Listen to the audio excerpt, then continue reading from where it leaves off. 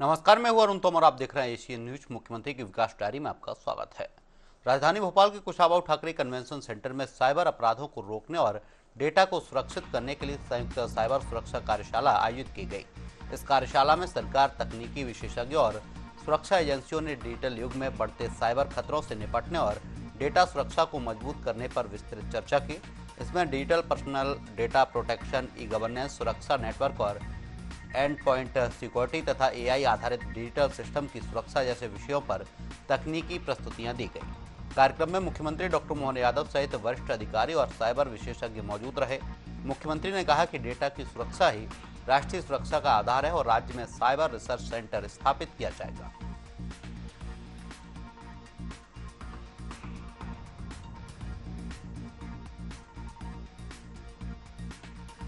समय की मांग है डिजिटल सुरक्षा, साइबर सुरक्षा और डिजिटल प्रोग्रेस की सुरक्षा का ये कवच बनाने की अत्यंत आवश्यकता है। मेरे हाथ में कुछ नहीं। हमारी सरकार के द्वारा सभी विभागों के लिए देश भर में हर राज्य से ये अपेक्षा की है कि वो राज्य के अलग अलग सारे विभाग अपना डेटा सुरक्षित करें।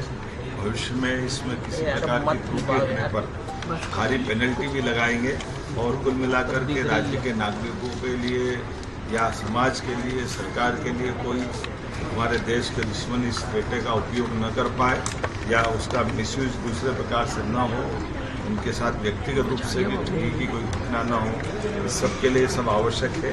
इसलिए आज हमने घोषणा की है, मध्य प्रदेश सरकार मध्य प्रदेश के military college of telecommunication engineering एवं शैक्षणिक संस्थानों के सहयोग से साइबर सिक्योरिटी रिसर्च सेंटर बनाने जा रही है, जिसके माध्यम से साइबर सुरक्षा अनुसंधान, नवाचार और कौशल विकास की दिशा में ये रिसर्च सेंटर एक महत्वपूर्ण भूमिका अदा करेगा।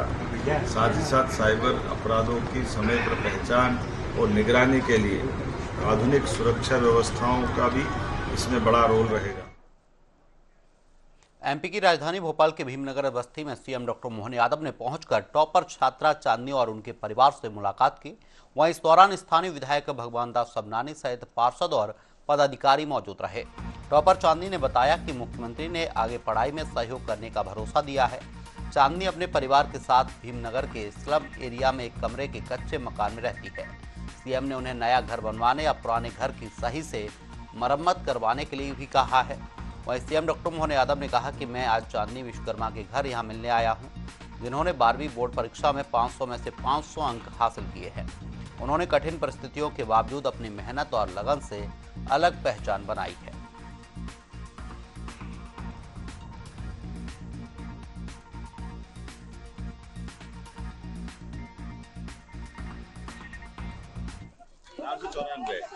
ऐसे में से चांदनी विश्वकर्मा के घर में आज संपर्क करने, उनके परिवार से मिलने आया हूँ। गरीबी, कठिनाई भले ही हो, लेकिन हौसले की बुलंदी से हर मंजिल आसान होती है। हमारे राज्य के अंदर बेटी ने अपनी बलबूते पर एक बड़ी मुकाम तक अपनी पहचान बनाई। मैं अपनी ओर से उनको बधाई देता हूँ और जो वो कल्पना करे, जहाँ तक उनको जाना चाहे, हमारी सबकी दुआ है, सरकार की योजना है, बहुत आगे बढ़े। उनके पापा भी मेरे साथ है। मध्य प्रदेश के मुख्यमंत्री डॉक्टर मोहन यादव ने आज मंत्रालय में संस्कृति विभाग की एक उच्च स्तरीय बैठक बुलाई, जिसमें विभाग की विभिन्न योजनाओं, आगामी परियोजना और मैदानी गतिविधियों की प्रगति की विस्तृत समीक्षा की गई। बैठक के दौरान संस्कृति एवं पर्यटन विभाग के राज्य मंत्री धर्मेंद्र सिंह लोधी, सीएम के संस्कृति सलाहकार राम तिवारी सहित विभाग के वरिष्ठ अधिकारी मुख्य रूप से उपस्थित रहे। बैठक के दौरान मुख्यमंत्री डॉक्टर मोहन यादव ने वित्तीय वर्ष के लिए तैयार किए गए कला पंचांग का विधिवत विमोचन किया। इस पंचांग में मध्य प्रदेश की समृद्ध लोक संस्कृति, पारंपरिक उत्सवों, संगीत और कला विधाओं से जुड़े आयोजनों की समय सारणी भी शामिल की गई है।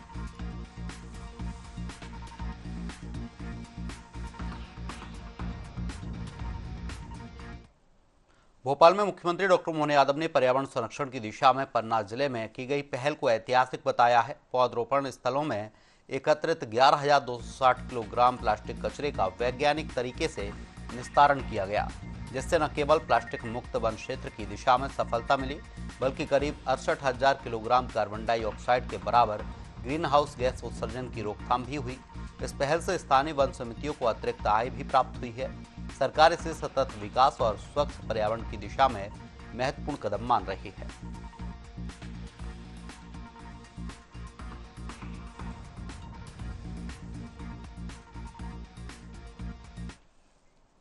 मध्य प्रदेश में डिजिटल नवाचार और तकनीकी निवेश को बढ़ावा देने के लिए राज्य सरकार लगातार प्रयास कर रही है। इसी कड़ी में आज राजधानी भोपाल के मंत्रालय में एक महत्वपूर्ण बैठक हुई। मुख्यमंत्री डॉक्टर मोहन यादव से बेंगलुरु की जानी मानी Zinani.ai कंपनी के पदाधिकारियों ने सौजन्य मुलाकात की। इस मुलाकात के दौरान कंपनी के प्रतिनिधियों ने मुख्यमंत्री को AI पर आधारित आधुनिक तकनीकी समाधानों की जानकारी दी। साथ ही मध्य प्रदेश में डिजिटल गवर्नेंस और नवाचार के नए अवसरों को लेकर भी प्रस्तुतिकरण दिया। मुख्यमंत्री डॉक्टर मोहन यादव ने प्रतिनिधियों से चर्चा करते हुए कहा कि राज्य सरकार प्रदेश में AI स्टार्टअप्स और तकनीकी निवेश को बढ़ावा देने के लिए पूरी तरह प्रतिबद्ध है और इसके लिए अनुकूल नीतियां बनाई गई हैं।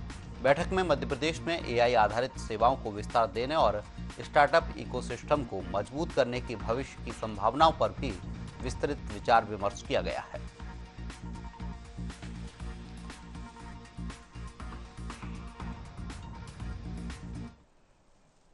मुख्यमंत्री डॉक्टर मोहन यादव के नेतृत्व में नवकरणीय ऊर्जा को लेकर लगातार काम किया जा रहा है। मध्य प्रदेश में नवीन एवं नवकरणीय ऊर्जा को बढ़ावा देने के लिए अहम कदम उठाया गया है। नवीन एवं नवकरणीय ऊर्जा विभाग, MP ऊर्जा विकास निगम लिमिटेड और जर्मन सरकार समर्थित इंडो जर्मन एग्री वोल्टाइक सहयोग परियोजना के बीच MOU पर हस्ताक्षर किए गए हैं। एग्री वोल्टाइक परियोजना का उद्देश्य कृषि भूमि पर सौर ऊर्जा उत्पादन को बढ़ावा देना है, जिससे किसानों को अतिरिक्त आय के साथ साथ बिजली भी उपलब्ध होगी।